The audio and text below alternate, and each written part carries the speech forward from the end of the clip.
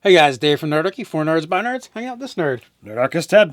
Today we're going to list our top 5 deadliest ways to die in 5th edition Dungeons and Dragons.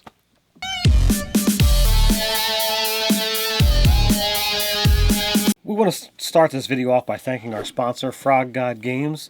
Great RPG products. Right now, they are running the Kickstarter for Rappin' Attic.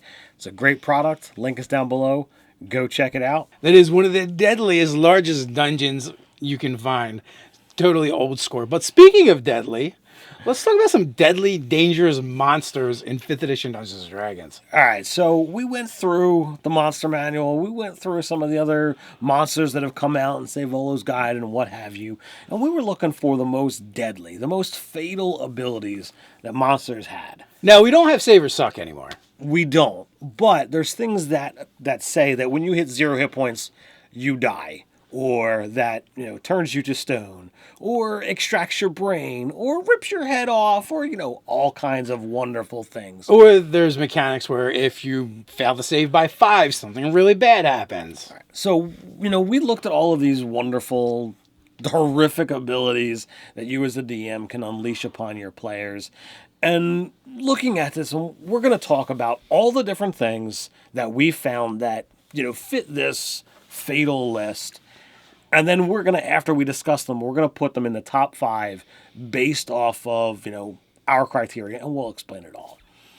All right, so what is the list of, how many did you find? All right, well, I came up with 8 different abilities, and they're lumped into categories. So, like, if you have like a life drain ability, you're wielding necrotic energy. So like your Lich, your Demi-Lich, your Wraith, your White, they all have an ability that they cause damage through this drain. And should you suffer enough damage that your hit points go to 0, you just die. That's very, very deadly in several ways. One is the fact, go to 0, it's reduced your maximum hit points, so you have no hit points left. You cannot be healed during the battle, and 0 equals dead. But furthermore, most of those, it takes a long rest to reset your maximum hit points. So even if you survive the encounter, any other encounters you have that day are now that much deadlier. And, you could be in a dungeon crawl that is loaded with these. So, like, you could be encountering multiple instances of these kind of creatures. So, okay, well, maybe you're a 20th level dude and you're fighting hundreds of wraiths. Well, by the time you get to the Lich at the end of the dungeon, you might not have enough hit points to survive. You guys had encountered 12, you were 12th, 13th level and encountered couple dozen wraiths, and in 2 different encounters, like 6 and 6, and they completely wrecked you guys. They destroyed us. You pick up the skirt and run like a little girl. Got no problems with it. And it was more than what we were able to handle. We were rolling like crap. You were rolling really well, and I'm like, I don't want to deal with more of this. Yeah, it can be a little harsh. What else we got there? All right, so next on my list was things that turn to stone, things that petrify. Now, we all know the cockatrice, you come back after 24 hours, so no big deal. You've got that small little issue of, I'm playing as a statue for this session. You've been a stoner for a day. No big deal. We've all been there, done that. Got the t-shirt. But your Gorgon, your Medusa, and your Basilisk, they don't have a reset time. You got to get a greater restoration. That's a 5th level spell to undo this, or you're just toast. So for a lot of characters, forget it. Roll up a new one.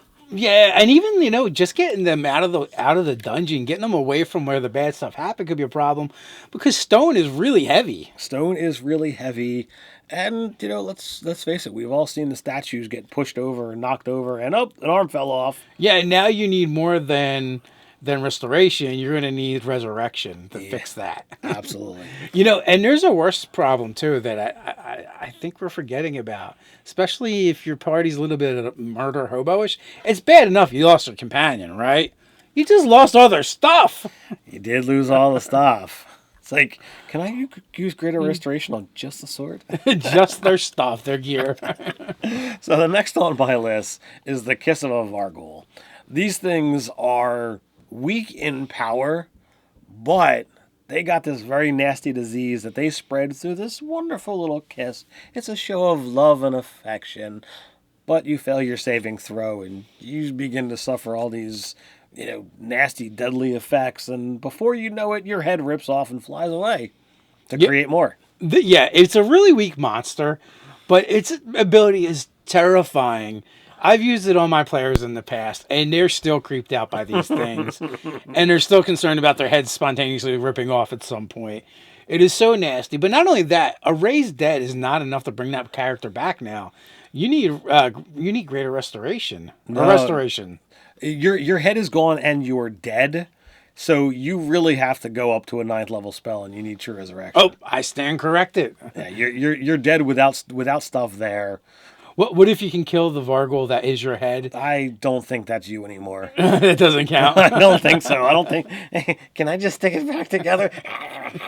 It's not gonna work. So next is to me this isn't a very well known monster. The Devourer has the ability to like suck you inside and imprison your soul. They're awful. Yeah, if you're at 0 hit points, they can teleport you into their ribcage and hold you there like a loving warm embrace. Now you're going to spend all your death saves making them at disadvantage. And once they do that, they then vomit you out as an undead. Depending on how powerful you are, determines how powerful the undead is that they vomit out, and they've just made room for more. Like Jello. So now this is a great monster that if you've got a whole bunch of NPCs in your party, and hopefully your PCs love them, you can devour them and turn them into ghouls or something. Turn them into monsters to send back against the party. And now their beloved NPC is trying to rip their throats out. There was a time when we had a whole entourage in your game, and this would have been an amazing monster to introduce. It was mischance, but we didn't have Volos back then, so for part of it. But yeah, that's true. But it would have been so much fun. It would have been nice. So the next thing on my list is I'm lumping these together, even though they have a little bit of a separation, and that's like I look at you and cause damage. So like the death gaze of a Catoblepus, or the disintegration eye ray of any of the beholders. These things can be nasty. If you fail the saving throw against the Catoblepus by more than 5, you take extra damage just because both of them, should you get to 0 hit points, you just dead. And what's worse with the disintegration eye rays, if you drop to 0, you're ash, you're dust on the wind. Only True Resurrection can bring you back from that. Because you don't have a body anymore. You can't just replace the missing parts because there's no parts to replace. It's just gone. Sadly, nope, that's it. So the next thing I have is the Mind Flayers in all their iterations, because you've got, the regular one, you've got the large one, you've got the undead ones, but all of them have this lovely ability of they love feasting on brains. So if they wrap their little tentacles around your head and bite down like it's a melon, they're going to cause some damage, and if that damage happens to reduce you to 0 hit points, it extracts your brain and your jello on the ground, and they've had a nice filling meal. Well, and the thing that's really terrifying about the illithids is the fact that you just soften you up with Mind Blast after Mind Blast, possibly even stunning you, incapacitating you, where they're just doing damage until they eat your melon, or what's inside it anyway. So these guys are pretty crazy, and you need some powerful magic to regrow that brain. You ain't doing it with a raised dead spell for sure. And then the last thing is something I had never heard of until today, even though I've flipped through Volo's Guide many times, and that is the Spawn of Kyuss and their ability to use what they call Burrowing Worm. You want to go into this one? All right, so I actually encountered this in a game, and it was like kind of the centerpiece to the storyline that was going on. And the Spawn of Kyuss, they're basically these zombies that have maggots all over them, worms all over them, and they can put them on you. They can touch you or flick them at you. And themselves, they're not that big a deal. They've got like a hit point. They can barely move. They got stats of 2s. But here's the deal. If they're able to actually burrowing you, which is the first thing they try to do, so if you don't stop them right away, they do burrowing you, and then you begin taking 2d6 points of necrotic damage every round until you're dead. Maximum of 10 die 6 necrotic damage if you have up to like 5 worms in you. Right. 5 worms in you, 10 die 6 around. You know what? Even the staunchest of heroes eventually is going to fall to that. And what happens when you hit 0 is in 10 minutes you come back as a spawn of Kyuss. Again, there's another problem with that because you're not you anymore. You are an undead creature that is not in any way association with that hero, that illustrious hero that you used to be. So you need the effects of a true resurrection to create a whole new body. So we look at this list and we say, all right, these are some fantastic abilities. I initially had Aboleth on there because they could turn you into their own puppet and fully control you. But that's not fatal. You're still alive. You're not in the driver's seat. It's inconvenient. It's just an inconvenience. So we look at this as the most deadly. Like, realistically, anything that is going to require you to have a new body, like the disintegration ray, the spawn of Kyuss, these two are going to wind up being your top 2 because you aren't there anymore. You need a whole new body. So that takes a 9th level true resurrection spell, and we know those things ain't cheap. So those 2 go right to the top of the list. 1 or 2, I don't know, take your pick. So, like, to me, I'd rather just get disintegrated than devoured from the inside and turned into a creature to go make more of that creature. A maggot making machine. Yeah. So next we have to look at... Necromaggots are just gross. The next thing I think we would have to look at is the things that remove parts of you. So your extract brain and your death kiss by a Vargouille, you're losing significant portions of your body. You're losing either your brain. head or what's in there. So like a resurrection spell, a 7th level, I bring you back, is what it takes to regrow these lost parts of your body. And while it's not as expensive as, say, a 9th level spell, it still comes at a hefty price tag. And, you know, okay, it's going to regrow your brain, your missing arms, what have you, missing heads, but it can do that. The rest of them, like, you can get away with a basic... 5th level spell. 5th level spell. Ooh, 5th level to do a raise dead. Now, depending upon what you've been turned into as far as, like, the undead, well, that's going to be your DM's call, because once you've been killed as the undead, your body might still be intact, so you might still be able to be a raised dead, but some DMs might, oh, well, that's not you anymore.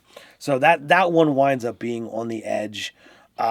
Yeah, I would say the life drain, and if you get life drained and brought back to some kind of undead, that might not be as big of an issue, like you said. Because even for me, like, if they bring you back and you're, say, a zombie, like, I still say that's your body. Right.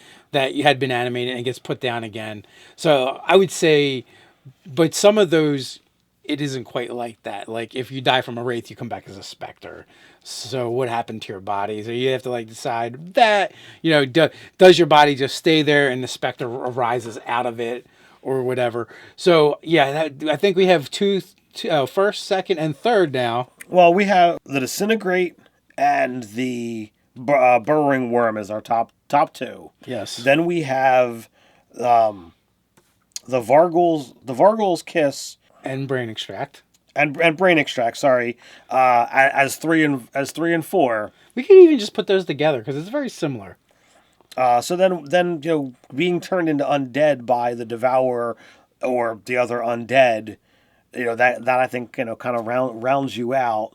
And then maybe do we want to look at you know, the Death Gaze of the Catoblepus as our 5? No, actually, these can only be categorized 5 all by themselves because all of our number 3s are things that are going to basically turn you into undead or life drain you. So that's kind of all similar, and it takes the same level of magic to bring you back. Then you have, then you're going to have things that petrify you. Okay. And then finally you have Death Gaze. Who knew freaking Death Gaze was going to be the easiest thing to come back from? You know, a Death Gaze from the Catoblepus is our low man on the totem pole. And, you know, honestly, the only reason Petrification gets one notch above that is because there is always that off chance that as a statue you fall over and get damaged. That is true. Because Raise Dead and Restoration, they're both 5th level spells. So it's the same level of magic. The only question is, as a statue, did you fall or not? Did you get knocked over? And it also does have that double layer of I need the extra spells. I need to do a greater restoration on you first, and then bring you back. Right, or the idea. Well, greater restoration might just bring you back. That's true because it's pretty powerful magic. But also, it's also easier to get a corpse out of the dungeon than it is a 600-pound statue. Because stonework is heavy, people. That is so true. So, what do you guys think? Were you aware that there was this many fatal monsters in 5th edition? Are you using them? Have any great stories? Down in the comments below. Why don't you continue the conversation? While you're down, don't forget to like, share, and subscribe. Support our friends over at Frog God Games. Check out their Kickstarter. The link will be in the description below. Go find that mega dungeon for 5th edition Dungeons & Dragons. So until next time, stay nerdy.